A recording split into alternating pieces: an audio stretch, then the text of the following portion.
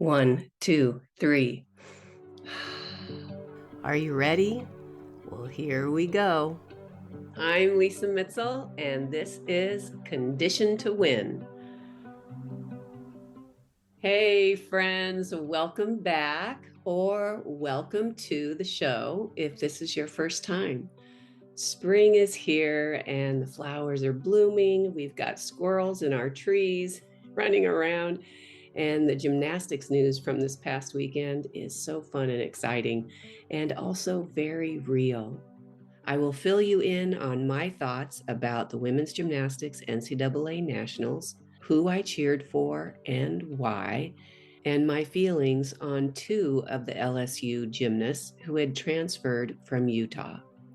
And on that note, for this podcast, I made a loving promise to myself that I will be a little bolder than usual in giving you real issues to think about. I don't want to skate over important things and be too lighthearted. That doesn't make us think or help to create change. When we are lighthearted, that's nice, and nice is good, but it's also for fitting in and not ruffling anyone's feathers.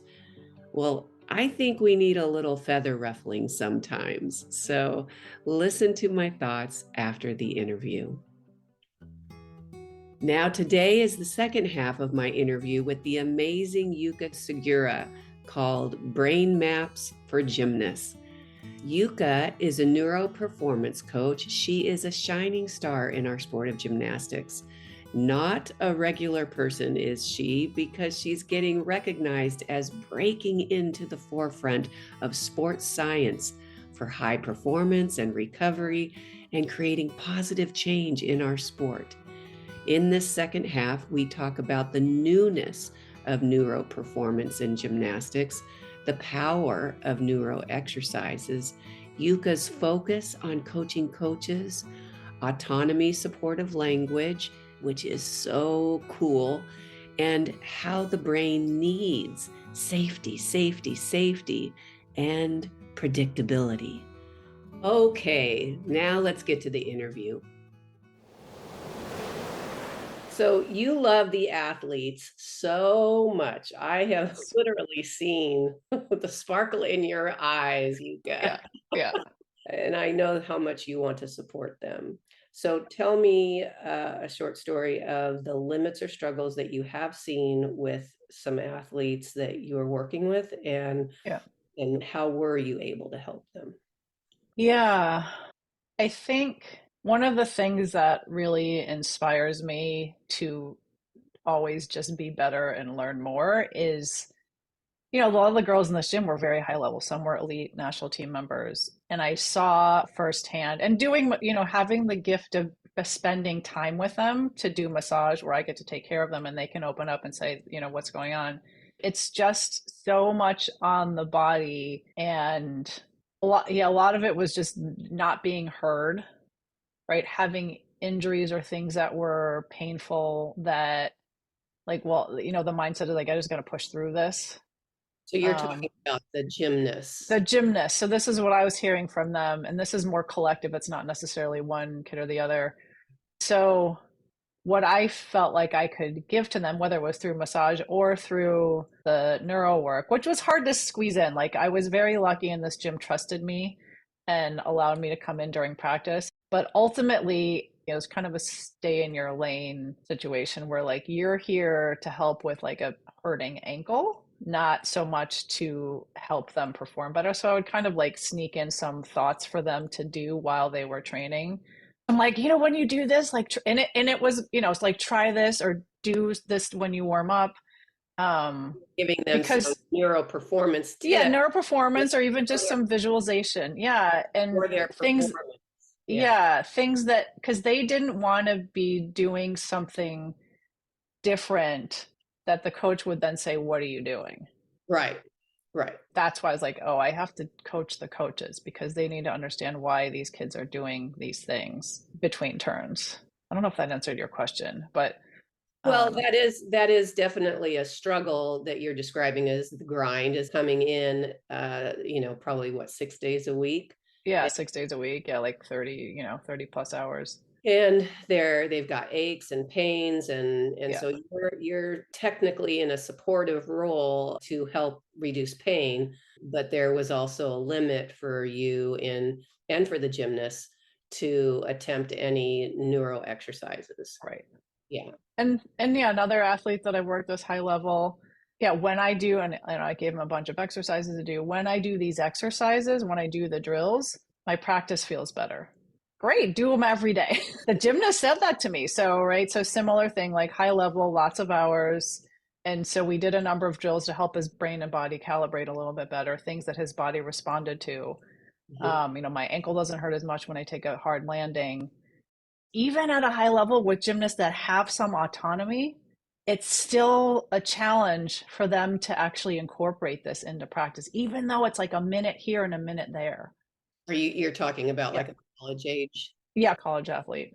So even a Yeah. high level athlete who is 18 or older, having some level of autonomy is still at times very difficult. There's Yeah. tension around that for them to be able to incorporate something that they know, No. they Yeah. absolutely know because he worked Yeah. with you, Yeah. that it's going to help.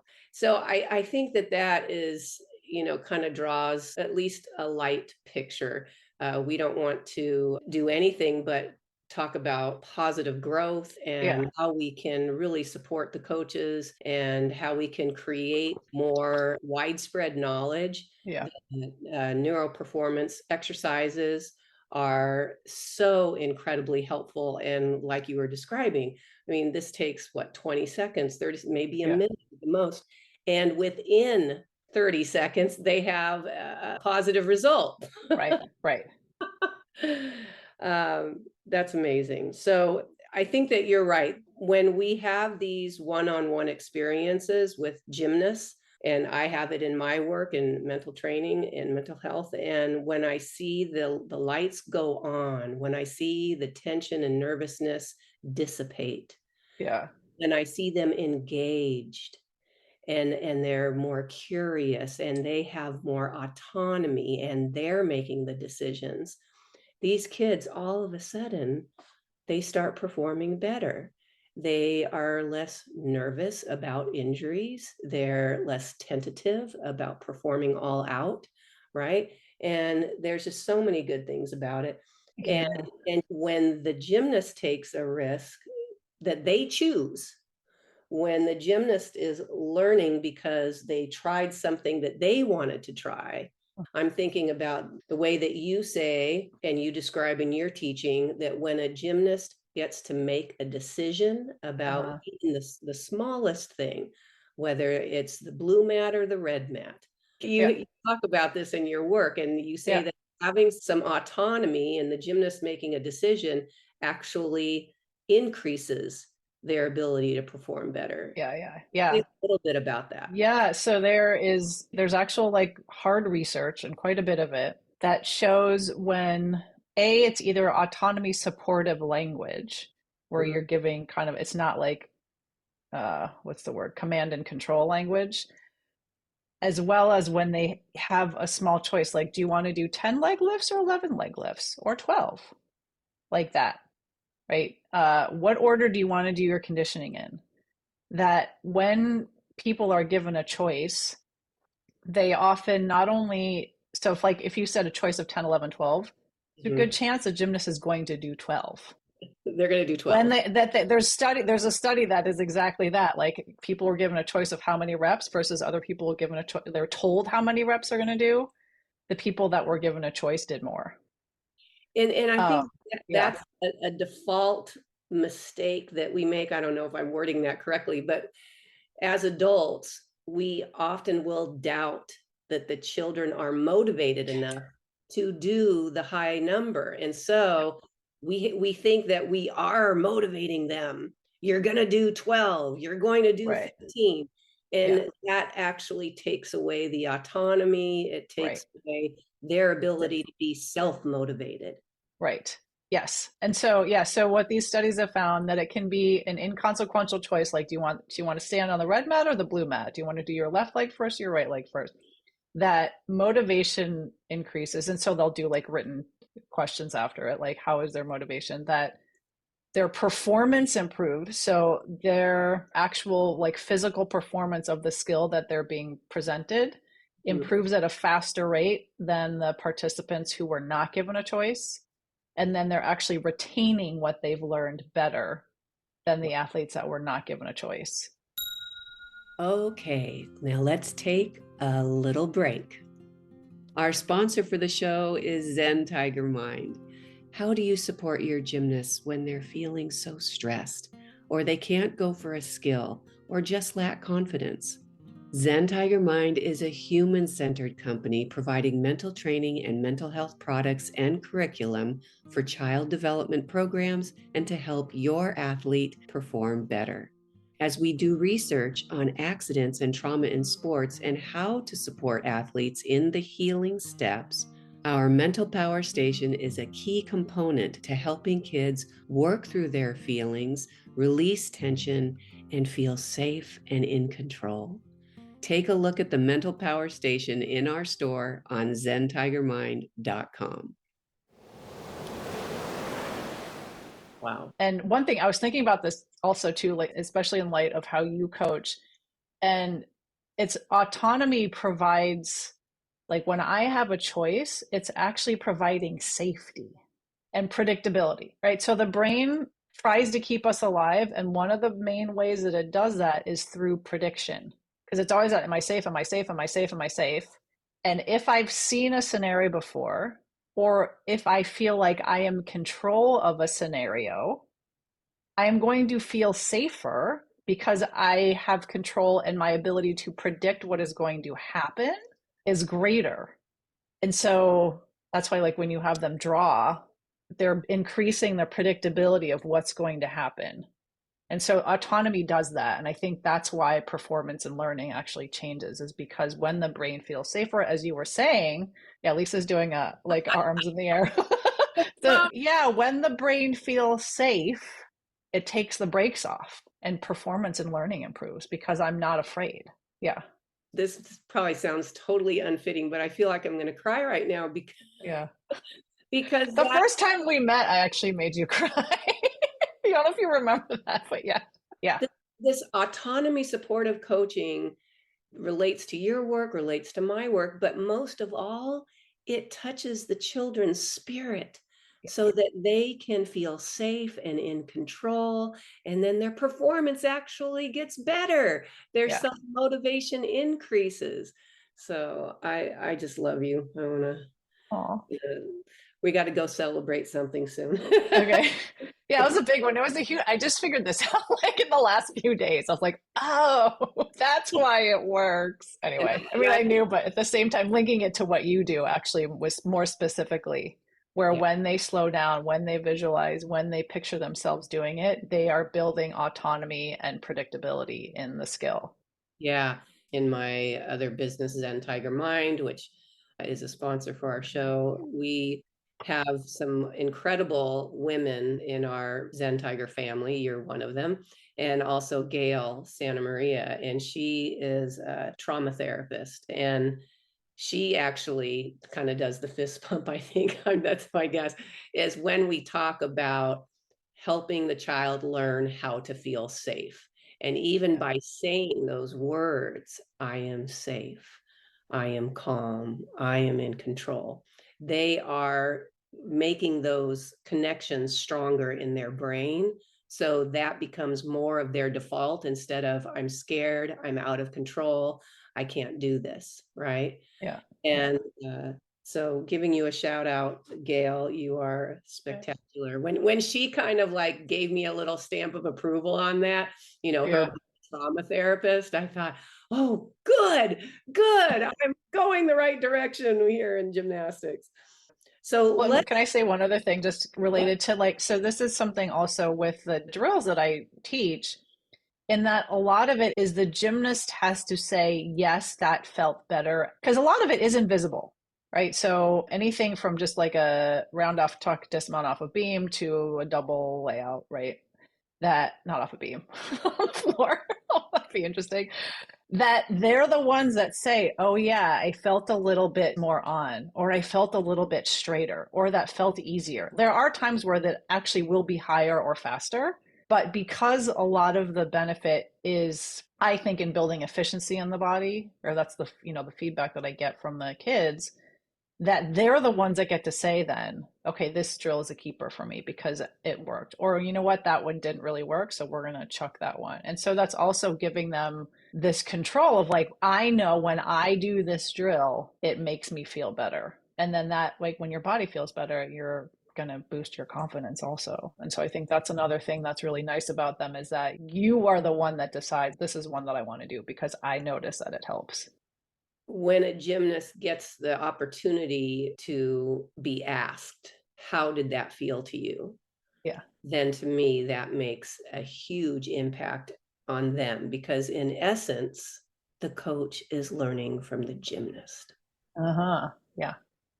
And I actually teach that. I'll ask the gymnast, have you taught your mom or dad anything? And the parents will look at them and the gymnast will look at me and they'll go, no. I've done that exercise with coaches and gymnasts in clinics is, okay, now the gymnasts, you're going to line up. Coaches, you line up over here. And then I have the gymnast teach the coach something. Mm-hmm. What that does is that gives them a moment, an experience of feeling like they are smart, feeling that they have knowledge, feeling that they can actually help the coach or help the parent instead of it always being the other way around. Yeah. Yeah. Yeah, Yeah. absolutely. All right, here is another deep one. You and I have talked a lot, and you have publicly shared some of your personal struggles as a gymnast with an eating disorder and being hospitalized. Coming back to gymnastics and as a neuroperformance coach, has that little Yuka regained her power and love of life and self-love? And what have you learned in your personal journey? Um, okay. So yeah, so my gymnastics career, let's whatever we want to call it. So I was 13 when I developed an eating disorder, and so that was the end. And I think from then until 10 years ago, 10, 11 years ago when I started coaching, I had that like, oh, gymnastics is bad for kids. It does this, it does that. It's not something that if I ever had a kid, I wouldn't put them in the sport because it's bad for all these reasons. Wow. So that was my relationship with gymnastics. And I would, I would watch the Olympics and whatever, but and it was actually the Gymcastic podcast, so shout out to them, that I Yes. started listening and I was like, oh, this is actually a great, like, people who loved the sport, that brought me back to be curious about it. Mm. And I had had some experience like teaching yoga and coaching a little bit of yoga, like one-on-one yoga, and that's what brought me to coach gymnastics. So these two things kind of coming together were like, I actually kind of like the feeling of coaching. I feel like the work that I do now isn't really directly healing the little kid that I was. I've like done that process sort of separately. And I think in order for me to be doing what I'm doing now, had I not healed all of that stuff, I don't think I would have the relationship with the sport that I do now. I think I would still resent, but I see now, if it's a good situation, like what it can do for empowering a kid, building confidence, facing fear, on all that stuff, none of which I did as a kid. I don't think I had any of that stuff. But yeah, they're kind of in somewhat, they're related but somewhat separate tracks, in that, like, I think the kid that I was and that was damaged and hurt, like there was a healing that happened so I could really contribute to the sport in a way that I do now. And I still have that love for the sport, like it's back, right? Which it was gone for a really long time. And yeah, and I love being in the gym. And I love, like you said, like I love being with the kids and the athletes. Yeah. Um, yeah. Well, I thought that you have gone through so much and so many changes, and you are now in a career and you are in some ways going up the hill trying to get to the top to shout to everybody, neuroperformance, all these neuro exercises, this is so important, this is so helpful. We've talked about, at the beginning of this conversation, that this can really reduce repetitions. It can be kinder to the body. It can give more autonomy to the athletes. It can help the coaches so much more. What do you think you want to say here at the end of the show? How do you want to wrap this up today? Yeah, thank you for asking. So I believe so passionately that even a little bit of the integration of these tools can help with performance, with pain, flexibility, all these things. My dream of all dreams is that it's actually integrated. So let's actually do a warm up that takes into account the brain body connection. I look at a lot of the warm ups that the kids do in the gym. I'm like, I can't understand why you're doing half of the things that you're doing. And some of that is I just have to understand maybe why. But can you be super deliberate for every event as you're coaching? Can you integrate this overall, or not? Can you? That is my dream, that there is actually deep integration. The same thing with mental strength work. And that we see the evidence that, they're learning things faster. I'm seeing less yeah. So if they put, let's say, 3 to 5 minutes more into a warm up, or maybe they change out some of the stuff. Yeah, it would be replacing. Yeah, it would be, yeah. So it would be, can you just adjust this exercise that you do to kind of roll your ankles around to be something a little bit more specific that's actually going to activate the part of your brain that helps with coordination? Oh, I see. So you're talking yeah, modifying, let's say, an ankle warm up to include or make it more interactive with the brain. yes, yes. And conditioning, same thing. Like, can we alter what you do in conditioning to just up-regulate, to put a little extra light into the brain? Yeah. And if you're doing that all practice long, because I know coaches have so little time and there's so many demands. And so can we actually just put a lens on that says, how can we do exactly what we're doing or alter it a little bit in order to activate the brain more, in order to get more performance? All right. So how long do gymnasts usually do a warm up for? 15 minutes? Yeah, something like that. Yeah. All right. So you're going to create a 15-minute warm up that Yeah. integrates. Yeah, it is something that I've been thinking about. And I honestly, if there's a coach listening, that wants to work with me to figure out how can we change a warm up, I will be there. There you go. There Yeah. you go. Yeah. Because Like, I know we can do it. yeah. Work with a coach to create a new 15-minute warm up that is both satisfying, warming up the muscles and activating the brain. Right. Yes. Okay. How can people reach you, Yuka? Yes. As you mentioned, so my Instagram profile is Level Up Neuro. And then my website is levelupneuro.io. Don't know why I picked that. I think I heard you say that on yeah, next podcast. Yeah. So number one, .com was taken. Okay. But IO, so a lot of tech companies use it, and it's input output. I love and that. So this is the foundation of what I do: is you change the input, what goes in the brain, it changes the output. There you go. All right, let's end with a deep breath, my friend. Okay. Are you ready? 1, 2, 3. Inhale and exhale. You're so awesome, Yuka. Thank you. You're awesome. Thank you for having me. All right, I'll talk to you later. Okay. Bye. And now it's time for a little mental health check-in. My good friend Yuka told me how healthy it is to be out in natural light in the morning hours. So I go outside and I get a surge of energy from the open sky and trees and plants around me. I'm also certified in Reiki, and I do a daily self-Reiki practice to clear the negative energy and tension from my body. I also get energy from nature. I touch a tree and stand still, and I can feel a light flutter and wave of energy going through my hands, my arms, and my body.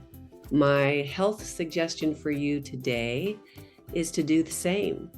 Take a break. Go with your son or daughter, go out to nature and touch a tree and just be still and breathe. Think of the earth's energy coming to you and through you. This is a beautiful way to balance yourself during your busy week. Time for the highlight. The word of the week is student athlete advocate.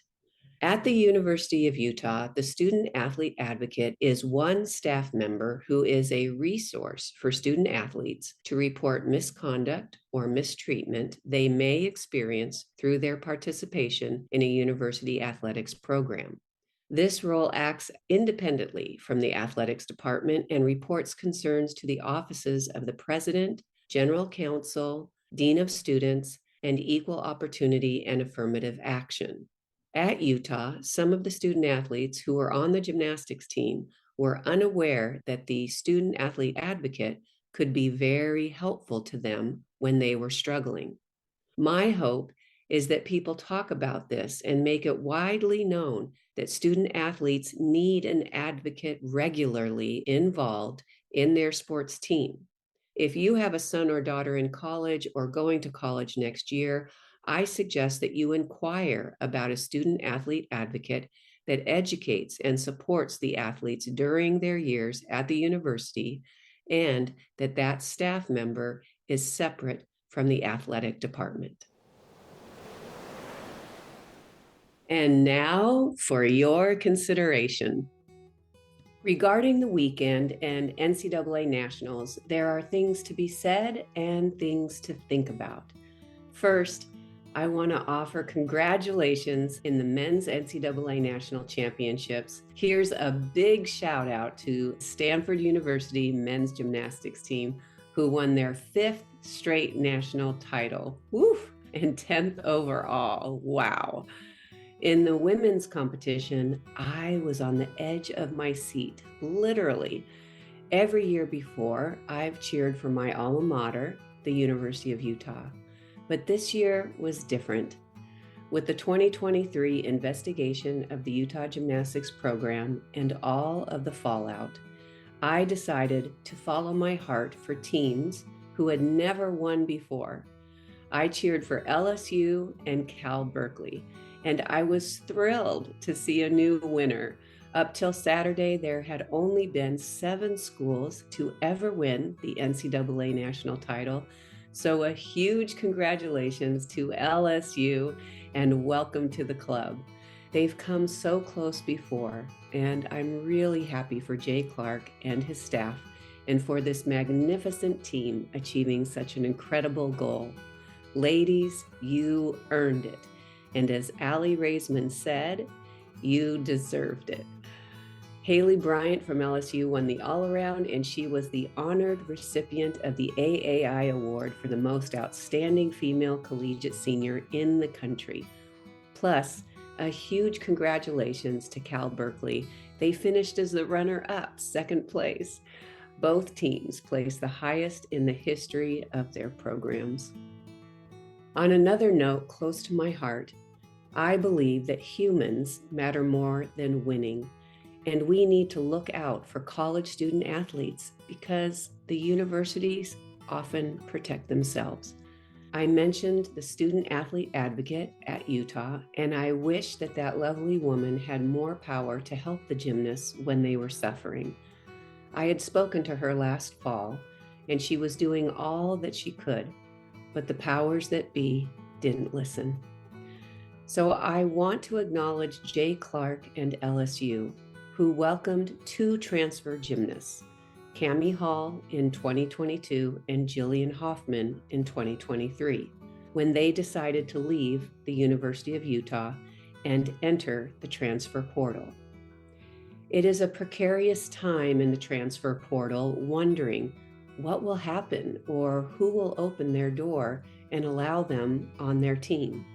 How blessed you are, Cammie and Jillian, to go to a loving program and be in such caring hands and finish your career with a national title. I'm so happy for you.